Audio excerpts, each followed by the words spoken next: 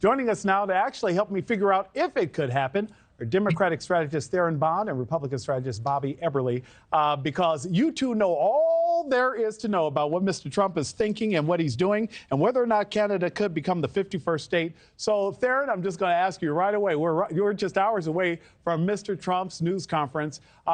We expect him to talk about the sentencing that's coming up, where he's also going on the offensive about that and his appeal. But we're also expecting him to talk about this Canada situation.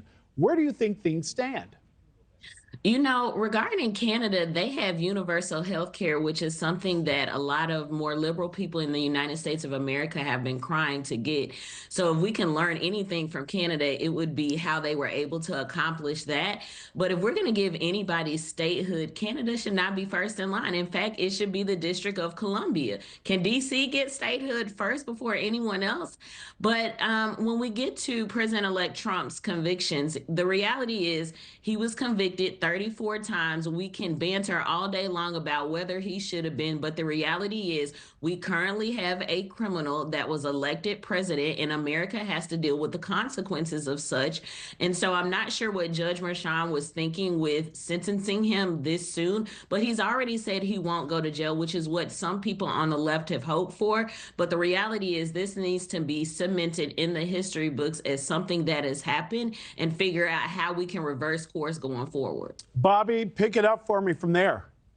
Oh my gosh, there's so much to unpack on that. First of all, D.C. will never become the 51st state. It is a district. If people really want statehood, they can just go on down the road to Virginia for a little bit and have the full benefits of being a state. Canada, on the other hand, I think, as your lead-in mentioned, it's Trump's epic level trolling. And, you know, it would be great to bring in another state. It'd be slightly bigger than California, so it would be. But what he does to drive other people in the media, the liberals, crazy is just, John Fetterman said it best. He said it's God tier like trolling to perpetually melt down the libs. And that's exactly what he's doing, whether it's Canada, whether it's Greenland. I think he's having a lot of fun out there. But the Merchan case is something that is not fun. Hillary Clinton was fined for so-called records, violations. They elevated this to a felony in which the jury didn't even have to know exactly what they're convicting him of. So the whole case is bogus. But as Theron said, what the judge wants is that on the record that he is a convicted felon, and you can't be convicted until you're actually sentenced, and that's what this is all about. Bobby, let's build on that, and then Theron, I'll get your response on this as well. Judge Juan Merchan adding a twist, as one legal analyst put it, to his ruling, criticizing Mr. Trump and his attorneys for repeatedly saying the case was unlawful or unconstitutional. He called that dangerous rhetoric. Do you think that plays into Mr. Trump's hands? Does it give him more fuel to say, hey, this case is rigged against me?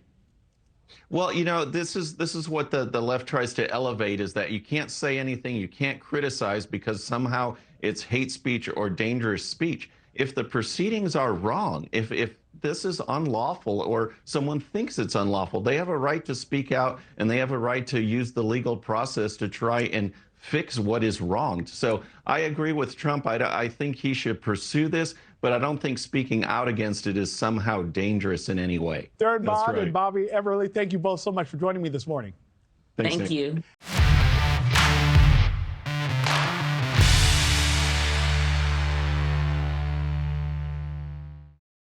All right, friends, thanks again for tuning in. I really appreciate it. And before you go, please hit that subscribe button above. Once you do, tell your friends, share it, spread the word about the 13-minute news hour so we can keep growing.